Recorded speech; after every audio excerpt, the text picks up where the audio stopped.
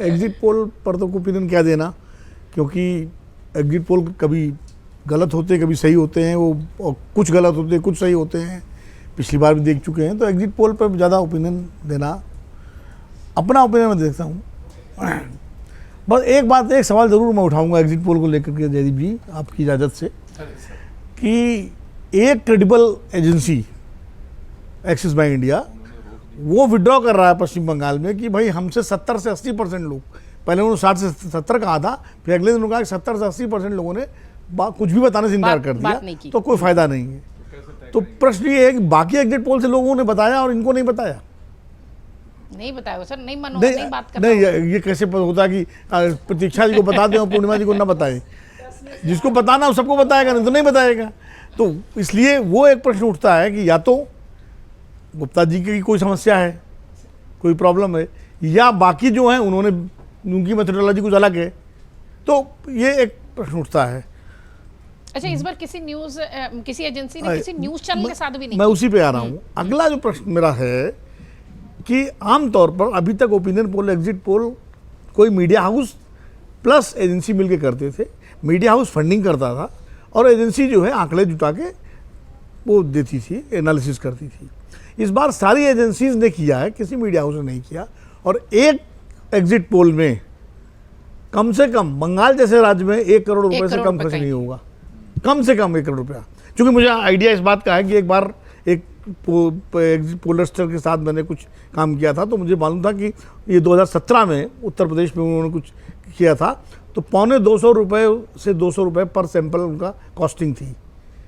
और अगर कम सैंपल आप कर नहीं सकते, कम से कम बंगाल जैसे राज्य में 10-15 हज़ार का तो सैंपल साइज होगा, 20% तो कम से कम। हाँ, तो इसलिए फिर अब प्रश्न उठता है कि ये फंडिंग कहाँ से हुई?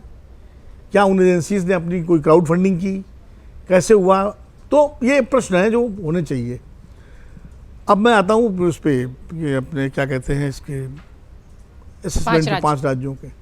तो पहले अल्फ़ाबेटिकली आसाम से शुरू करते हैं। सबसे आसान है आसाम का, क्योंकि देखिए आसाम में मैं सहमत हूँ अपने सबके मित्रों की राय से, और एग्जिट पोल भी लगभग वो इशारा कर रहे हैं। और हम लोग शुरू से लगातार मैं भी कहता रहा हूँ कि देखिए पिछले कई वर्षों से, लगभग कई दशकों से, 90 के बाद से देश के चुनाव नेता आधारित हो गए हैं। वो चाहे लोकसभा के हों और चाहे वो राज्यों के हों, और जिस राज्य में जिस पार्टी के पास स्ट्रांग लीडर है, फेस है, जो फेस है, जो पूरे राज्य को, जो सिर्फ फेस ही नहीं है, कमांड भी करता है। फेस तो बड़े अच्छे अच्छे हैं लेकिन कमांड नहीं करते।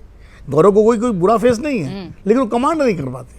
अच्छे हैं, शालीन हैं, पढ़े लिखे हैं, हिंदी भी अच्छी बोलते हैं, असमिया भी बोलते हैं, लेगेसी भी है, तरुण गोगोई बीच में जाते भी हैं, हाँ फील्ड में भी जाते हैं, लेकिन एक कमांड जो होता है वो कमांड उनके पास नहीं है। अगर कमांड होता तो कांग्रेस पार्टी की दुर्दशा नहीं होती। वो तो प्रदेश अध्यक्ष भी हैं कि पता लगा कि एक एमपी जो है बिल्कुल चुनाव सिटिंग एमपी चले गए, उम्मीदवार चले गए, पूर्व अध्यक्ष चले गए, तो वो कमांड नहीं।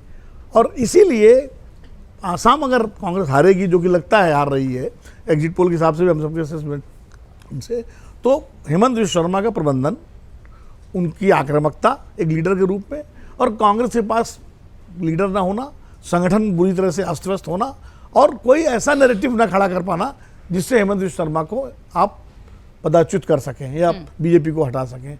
तो ये कांग्रेस की वहाँ विफलता रही। केरल में जैसा कि सब लोग कह रहे हैं कि भाई यूडीएफ जीत सकता है, तो मुझे भी लगता है शायद यूडीएफ, हम लोग भी शुरू से कह रहे हैं कि यूडीएफ वहाँ, और उसका एक कारण मैं शुक्ला जी की इस एनालिसिस से बिल्कुल सहमत हूँ कि वो जो हिंदू जो वहाँ वोट है, जो लेफ्ट के पास जाता था, उसका एक बड़ा हिस्सा अगर बीजेपी पर चला गया तो वो एडवांटेज यूडीएफ रहेगा वहाँ पर। एक और चीज़ है, केरल का इतिहास ये है कि केरल में जो हिंसक संघर्ष हुआ है वो आरएसएस के कार्यकर्ताओं वर्सेस सीपीएम के कार्यकर्ताओं के बीच में हुआ है, कांग्रेस वालों से नहीं हुआ है कभी भी। इसीलिए जब कांग्रेस शासन होता था यूडीएफ का, तो वहाँ वो हिंसक घटनाएं कम होती थी। जब लेफ्ट का शासन होता था एलडीएफ का, तो संघ के कार्यकर्ताओं पर हिंसक हमले ज़्यादा होते थे। तो वो उनका जो इतिहास, खूनी इतिहास वहाँ का है। और अब आप तमिलनाडु की बात करते हैं, पुडुचेरी में तो मैं मुतमईन हूँ कि रंगास्वामी की जो पॉपुलैरिटी है उसका कोई मैच नहीं है कांग्रेस के पास। और उनका जो चेहरा नारायण स्वामी है वो वैसे ही बहुत कंट्रोवर्शियल है, हम सब जानते हैं, राजेश्वर जी भी जानते हैं। वो केंद्र में जब मंत्री थे तो उनको लेकर के कई चर्चाएं चलती थी। तो वो तो इसलिए ऐसे में वहाँ एनडीए की सरकार बनेगी, वो रंगास्वामी की सरकार होगी। तमिलनाडु में आम राय तो यही है कि डीएमके गठबंधन जो है वो स्कोर करेगा। कर सकता है, लेकिन जो टीवी के वाला फैक्टर जो एक्सेस बाय इंडिया ने दिया है उसका आने के बाद मैंने सोचा, मैंने खुद विश्लेषण किया कि ये आंकड़ा क्यों दे रहा है। तो मुझे एक बात लगी जो उससे कई मैं अंदर से कन्विंस भी हुआ, अब नतीजा क्या आता पता नहीं, कि केरल की तमिलनाडु की राजनीति एक तो सितारों की राजनीति रही, करुणानिधि भी फिल्म से आए थे, एमजीआर भी जयललिता। फिल्मी ग्लैमर था, जयललिता का भी ग्लैमर था, और वहाँ सितारों का क्रेज रहता है हमेशा। पिछले कई दशकों से लगातार वो डीएमके AIADMK की लड़ाई होती रही, और जयललिता का क्रेज जो था उसने AIADMK को 2016 में फिर से जिताया। पहली बार जो है डबल वो रिपीट हुई पार्टी। जयललिता के मरने के बाद AIADMK की हालत ये हो गई कि नेताओं में झगड़े शुरू हो गए।